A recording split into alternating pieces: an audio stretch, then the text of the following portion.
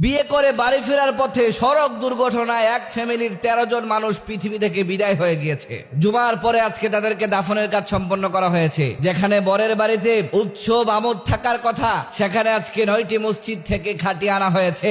এক ফ্যামিলির এতগুলা মানুষকে একসঙ্গে দাফন করা হয়েছে। আহা, কষ্ট লাগে, এতগুলা মানুষ একসঙ্গে চলে গিয়েছে। বিয়ে শেষে বরকনের কত আশা, স্বপ্ন, ভরসা ছিল, সব নিমিষেই শেষ হয়ে গিয়েছে। একবার চিন্তা করে দেখেন, দাম্পত্য জীবনে মাত্র পদার্পণ করেছে, তার মধ্যেই মৃত্যুর ডাক চলে এসেছে, পৃথিবী থেকে চলে যেতে হয়েছে।